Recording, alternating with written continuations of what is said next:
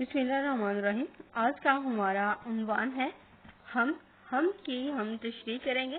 تشریح کرنے سے پہلے ہم دیکھیں گے کہ اس کو لکھنے کا طریقہ کار کیا ہے۔ امتحانی نقطہ نظر سے ہم اس سوال کو کس طرح سے حل کریں گے۔ حصہ شیعہ میں سے سب سے پہلا سوال جو آتا ہے وہ تشریح کا آتا ہے۔ یہ 10 نمبر کا ہوتا ہے اور اس میں 2 اشعار آتے ہیں۔ 2 اشعار آئیں گے تشریح کے لیے۔ جو 2 اشعار آئیں گے وہ ایک ہی نظم میں سے آئیں گے۔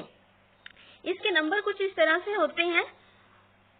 نظم کا عنوان 1 نمبر کا ہوتا ہے، شاعر کا نام 1 نمبر کا ہوتا ہے اور تشریح جو ہے وہ 8 نمبر کی ہوتی ہے۔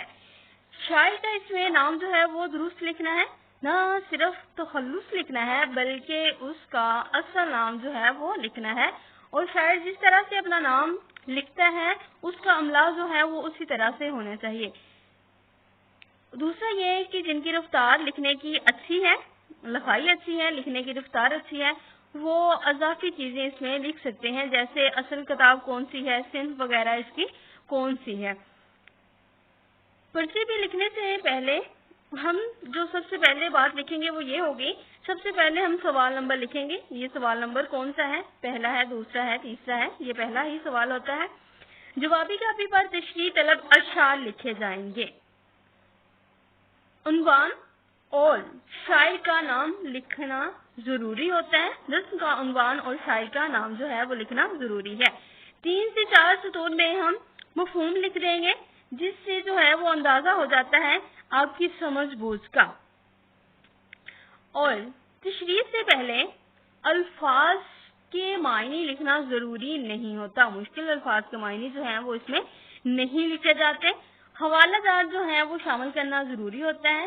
یہ اقوال، کسی کی کہی ہوئی بات، یہ ہم لکھ سکتے ہیں۔ آیات ہم لکھ سکتے ہیں۔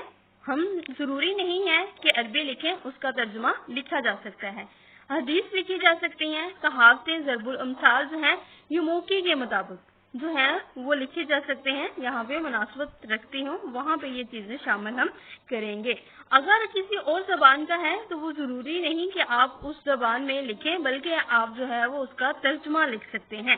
انگلش وغیرہ میں کوئی چیز ہے تو ہم نہیں لکھیں گے بلکہ اس کا ترجمہ جو ہے وہ لکھیں گے۔ اگر جو ہے یہ آیات، اقوال، حدیث، ضرب الامثال صحیح انداز میں یاد نہیں ہے، صحیح طریقے سے یاد نہیں کیے گئے تو لکھنے کی ضرورت نہیں ہے۔ چلیں یہ ہم دیکھتے ہیں۔ سب سے پہلے شاعر کا نام۔ شاعر اس میں کون ہے؟ مولانا ظفر علی خان جو ہیں یہ شاعر ہیں۔ ان کی تاریخ پیدائش کیا ہے؟ 1873 میں یہ پیدا ہوتے ہیں اور تاریخ وفات 1956 ہے۔ سیالکوٹ کے گاؤں میں یہ پیدا ہوئے ہیں۔ ابتدائی تعلیم وزیر آباد سے حاصل کی ہے اور FA علی گڑھ کالج سے کیا ہے۔ محکمہ ڈاک میں یہ ملازم ہو گئے ہیں FA کرنے کے بعد، اور BA جب انہوں نے کیا تو ملازمت جو ہے وہ چھوڑ دی۔ اس کے بعد ہے کہ ان کے والد جو تھے یہ زمیندار اخبار نکالا کرتے تھے، اور ان کی وفات جب ہو جاتی ہے تو مولانا ظفر علی خان جو ہیں یہ سنبھال لیتے ہیں۔ اخبار کا قلمدان جو ہے وہ مولانا ظفر علی خان سنبھال لیتے ہیں۔ یہ کہتے ہیں کہ تحریک آزادی میں یہ اخبار جو تھا وہ پیش تھا، سب سے زیادہ جو ہے اس نے کام کیا، انگریزی سامراج کے خلاف کلمی جہاد کیا ہے، اور اس کے خلاف انہیں کئی بار جو ہے وہ جیل میں جانا پڑا۔ اور یہ نظم جو ہے ہماری اس کتاب میں شامل ہے، یہ بھی جو ہے یہ قید میں ہی لکھی گئی ہے۔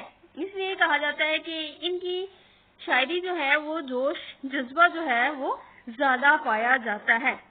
صحافی تھے یہ، بے باک صحافی تھے۔ بے باک جو ہے وہ لکھتے تھے، ڈرتے نہیں تھے کسی سے۔ بےلوث سیاستدان بھی تھے، درد مند شاعر بھی ہیں۔ انہوں نے اپنی تمام صلاحیتیں عالم اسلام کی خدمت اور مسلمانوں کو ایک آزاد وطن دلوانے کے لیے وقف کر رکھی تھیں، اگرچہ اس کی انہیں بھاری قیمت بھی چکانی پڑی۔ اچھا، مولانا ظفر علی خان کی شاعری کی کتابیں جو ہیں وہ بہارستان، نگارستان، چمنستان وغیرہ ہیں۔ زیر مطالعہ نظم ان کی جو لکھی گئی ہے وہ قید میں ہی لکھی گئی ہے، اور اس کا نام جو ہے وہ حسبیات ہے۔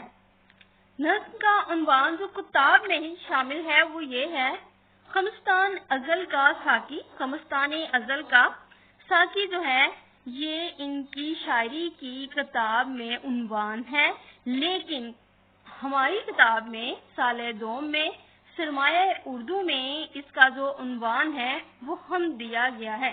یہ ان کی جو تھی یہ اخبار ہے، ذمہ دار جو ہے وہ اخبار جنگ آزادی میں انہوں نے بہت کام کیا ہے، اس کے بارے میں لکھتے رہے ہیں، مسلمانوں کو بتاتے رہے ہیں۔ یہ تھا آج کا ہمارا تعارف کہ ہم نے جو ہے وہ تشریح کس طرح سے کرنی ہے اور مولانا ظفر علی خان جو ہیں وہ کون تھے۔ آپ اس کے بارے میں مزید معلومات جو ہیں وہ تلاش کریں اور یاد کریں، ان کو لکھیں۔